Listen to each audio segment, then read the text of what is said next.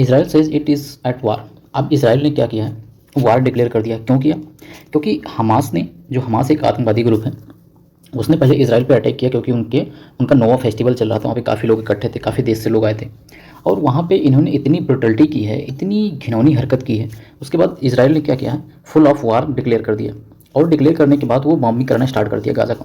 अब ये इसराइल का मैप है, ये इसराइल का मैप देखो, ये जो एरिया आपको दिखाई दे रहा है, ये यहाँ से ये एरिया ये फ़लस्तीन का है, और यहाँ पे ये कॉर्नर पे ये है गाज़ा पट्टी, ये है गाज़ा पट्टी। पहले नंबर तो ये 3 धर्मों के लिए पवित्र स्थान है, यहूदियों के लिए, मुस्लिमों के लिए और ज्यूस के लिए, और मतलब क्रिश्चियंस के लिए। क्योंकि यहीं पे अल-अक्सा मॉस्क है, यहाँ पे जेरूशलम शहर है, यहीं पे यहूदियों का बर्थ प्लेस है, और यहीं पे ज्यूस का भी बर्थ प्लेस है, ठीक है, क्रिश्चियनों का। अब यहाँ पे देखो क्या होता है, फर्स्ट वर्ल्ड वार यहाँ पे हाइफा सिटी है, जिसको ये हाइफा सिटी को 1917 में इंडियन आर्मी ने इसको आज़ाद कराया था, एलाइन फोर्सेस से, जो वर्ल्ड वार फर्स्ट चल रहा था तब। उसके बाद जब वर्ल्ड वार सेकेंड हुआ तो यहाँ पे ज्यूस जो है, यहूदी जो अभी इसराइल है, इन लोगों के पास कोई अपना कंट्री नहीं था, ये लोग घूम रहे थे इधर से उधर, इनको भगा दिया गया था मार के चारों तरफ से। यहाँ पे मुस्लिमों को कब्जा हो गया था, इस पूरे रीजन पे मुस्लिमों का ही कब्जा था। उसके बाद इस पे कब्जा हो गया ब्रिटेन का। तो जब नाजी हिटलर आक्रमण कर रहा था, इन सब के ऊपर सबको मार रहा था, तो ब्रिटेन ने कहा कि आप मेरा साथ दो यहूदियों से, और मैं ये आपको एक कंट्री बना के दे दूंगा, ठीक है। उसके बाद ब्रिटेन ने फ्रांस को कहा कि मैं आपको ये वाला स्थान पूरा दे दूंगा। फिर ये जॉर्डन को, सीरिया को और सऊदी अरबिया को, इन सारे कंट्रीज़ को कहा कि मैं ये आपको दे दूंगा। वर्ल्ड वार ख़त्म होता है, सेकेंड वर्ल्ड वार ख़त्म होता है। उसके बाद क्या होता है कि यहाँ पे यहूदियों को लाके बसा दिया जाता है यहाँ पे। तो क्या किया जाता है कि ये रीजन इतना फ़लस्तीनियों को दे दिया जाता है, और इधर इसराइल को, और इधर ऊपर इसराइल को, दो तरफ दो हिस्सों में बांट दिया जाता है, मतलब यहूदियों के लिए। फिर क्या होता है, ये 1948 में यूएनओ के द्वारा ये करवाया जाता है। फिर क्या होता है, ये जितनी कंट्रीज़ हैं, Egypt, Jordan, Syria, Saudi Arabia, ये सब मिलके, फ़लस्तीन, ये सब मिलके इसराइल पे आक्रमण कर देते हैं।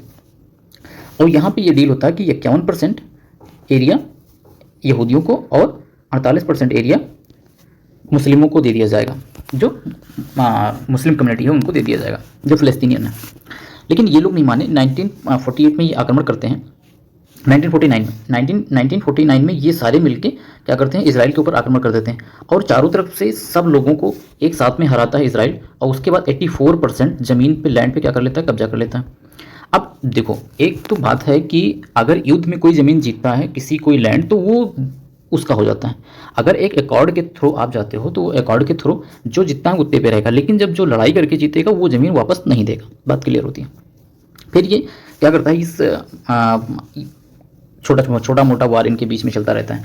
फिर ये 1967 में 1967 में एक वार फिर होता है। फिर ये इस एरिया को भी कब्जा कर लेता है इसराइल, फिर इस एरिया को भी कब्जा कर लेता है। लेकिन 2005 में आके फिर एक एकॉर्ड के थ्रू ये इन लोगों को वापस दे देता, ठीक है। लेकिन छोटी मोटी लड़ाइयाँ इनके बीच में चलती रहती हैं। वैसे स्ट्रेटजिक रूप से अगर देखा जाए तो इसराइल का इंपॉर्टेंस बहुत है। इसराइल का इंपॉर्टेंस क्यों होगी, क्योंकि ये मेडिटेरेनियन सी है, और मेडिटेरेनियन सी के बाद अगर हम बात करें, यहाँ पे देखो, ये है लाल सागर, ये रेड सी है। यहाँ पे देखो, ये रेड सी है, ये मेडिटेरेनियन सी है। तो अब आक्रमण जो हो रहा है ये गाज़ा पट्टी पे हो रहा है। किस पे? गाज़ा पट्टी पे, जो यहाँ पे मेडिटेरेनियन सी से लगता है, ठीक है। और अगर सच्चाई बात यह है कि ये ज़मीन फ़लस्तीनियों ने बेची है, फ़लस्तीनियों ने इस ज़मीन को क्या किया, बेची है, जिसके बदले में इन्होंने पैसा लिया है। अब उसके बाद फिर उस ज़मीन पे आप कब्जा करना चाह रहे हो, फिर से आपको ज़मीन चाहिए, तो ये तो नहीं हो सकता। इतना आसानी से तो कोई नहीं देने वाला। तो वीडियो अच्छी लगी हो तो लाइक करें, चैनल को सब्सक्राइब भी करें। Thank you.